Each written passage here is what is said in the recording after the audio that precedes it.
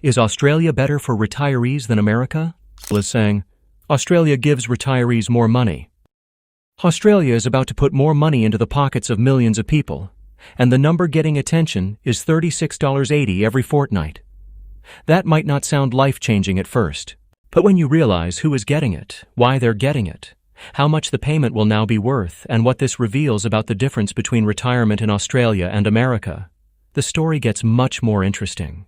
So if you want to understand the biggest Australia versus America differences that actually affect everyday life, subscribe now, because this channel is where we break them down without the boring news reporting style. And stay until the end, because there's one part of this pension change that could surprise Americans even more than the increase itself. Starting September 20th, 2026, Australia's social security system is getting a major round of indexation. More than 3 million Australians are set to see increases across different payments. That includes pensioners, job seeker recipients, people receiving parenting payment, and others. And the government says the total increase flowing through the system will be around 4 billion Australian dollars. But let's focus on the payment that is probably going to get the most attention from older Australians, the age pension. For a single person receiving the maximum rate, the increase is $36.80 per fortnight. That takes the maximum payment to $1,237.70 every 2 weeks. For a couple, the combined maximum rises by $55.60, reaching $1,166 per fortnight. And here's where the Australia versus America conversation gets interesting. Because Americans hearing this may immediately ask, wait, how does Australia's retirement system actually work? And that's the question we need to answer. Here's something important. This isn't simply Australia deciding to hand pensioners a random bonus. The increase is part of indexation. Australia regularly adjusts Social Security payments to help keep them aligned with changes in things like inflation and wages. The age pension is adjusted on a regular schedule, including March 20th and September 20th. So when the cost of living changes, pension rates can change too. And that's important because an extra $36.80 doesn't mean the government suddenly believes pensioners are rich. It means the payment is being adjusted. But here's the question that makes this story much more interesting. Is $36.80 actually enough? Because that's where the debate begins. Let's put this into perspective. A single pensioner receiving the maximum rate will get $36.80 more every fortnight. Over a full year, that's approximately $950.80 more, assuming the person receives the maximum rate throughout the year. That's nearly $1,000. And for a household trying to manage groceries, electricity, rent, transport, and medical expenses, an extra amount can certainly matter. But there's another side. The increase isn't happening in a vacuum. Prices have also been rising. So the real question isn't, did pensioners get more money? They did. The real question is, how much more can that money actually buy? And that is a much harder question. Now let's bring America into this. Because an American viewer might hear, Australia is increasing its pension, and think, okay, that's interesting, but what does that have to do with me? Quite a lot, actually. Australia and America have very different approaches to retirement income. Australia has the age pension, which is a government payment subject to eligibility rules, including income and assets tests. And Australians can also have retirement savings through superannuation.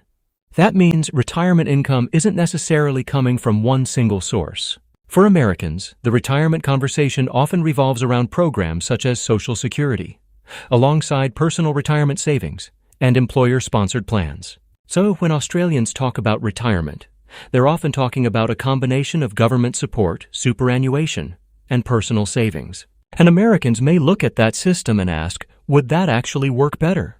But don't answer that question yet, because there's a major catch. Here's something you need to understand. Getting the maximum age pension isn't automatic just because someone reaches retirement age.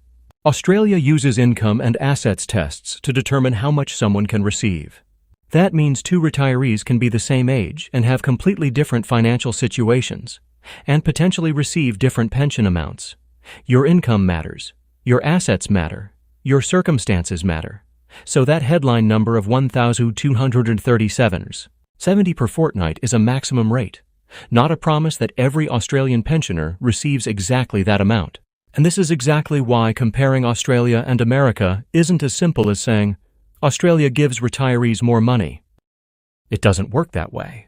But there's another change happening at almost exactly the same time that makes this story even more interesting.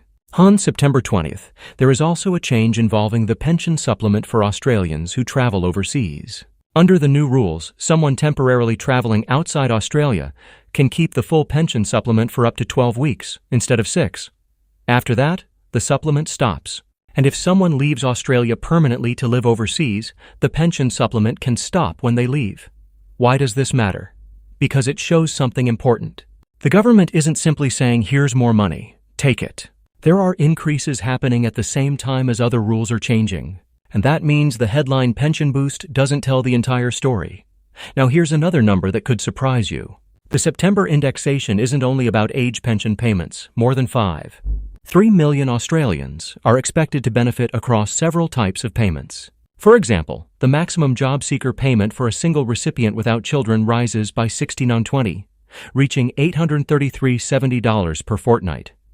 Parenting payment rates also increase, and Commonwealth rent assistance is increasing for eligible renters. So this isn't really just a pension story. It's a much bigger story about how Australia is adjusting its social security system as living costs change. And now we get to the question that could cause the biggest debate. Is Australia better for retirees than America?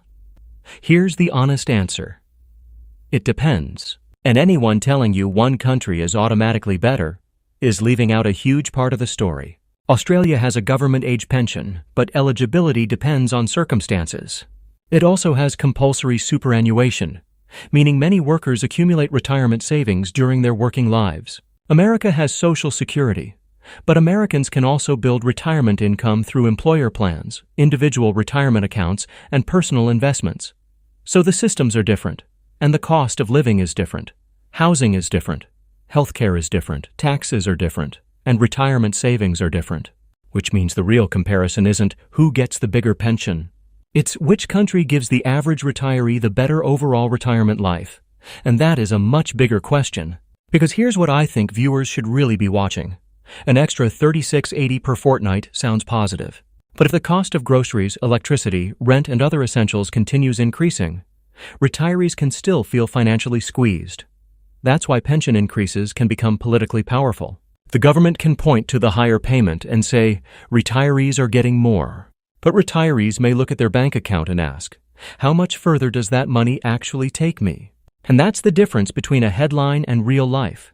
The headline is pension boost. The real story is cost of living. Now imagine you're an American watching this. You hear that Australia's maximum single-age pension is moving to $1,237.70 per fortnight.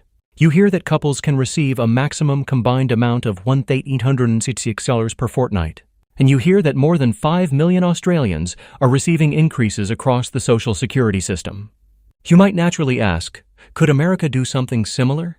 But then comes the difficult part. Who would pay for it? Who would qualify? How would it interact with private retirement savings? And would a larger payment actually solve the retirement problem if living costs continue rising? Those are the questions that don't fit neatly into a thumbnail. But they're the questions that matter. And here's the biggest thing I want you to remember. This isn't really a story about $36.80. It's a story about what Australia believes retirement support should look like.